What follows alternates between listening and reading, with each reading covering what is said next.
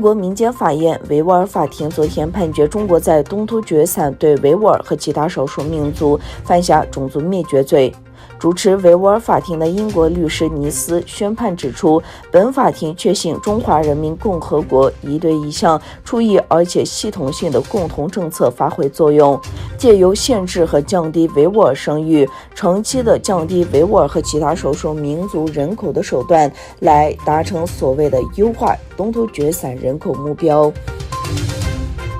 中国警告美国、澳大利亚、英国和加拿大4国宣布外交抵制明年的北京冬季奥林匹克运动会，日后将后悔利用奥运平台进行政治操弄。中国外交部发言人说，美、欧、英、加4国的政治操弄不得人心，自我孤立，必将为错误行径付出代价。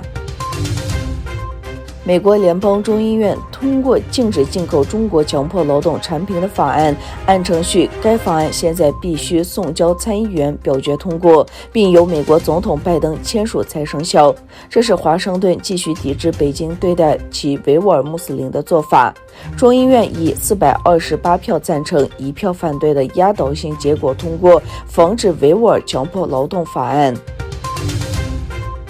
欧盟国家内政部长会议批准克罗地亚加入申根区，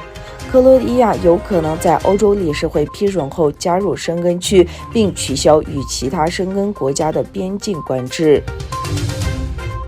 法国宣布不打算参与由美国牵头的对2022年北京冬奥会的外交抵制。美国以中国侵犯人权为由，做出外交抵制北京冬奥会的决定。法国教育部长米歇尔·布朗克表示，法国将不参与针对2022年北京冬奥会发起的政治抵制。布朗克表示，体育不应与政治混为一谈，因此法国不会参与外交抵制。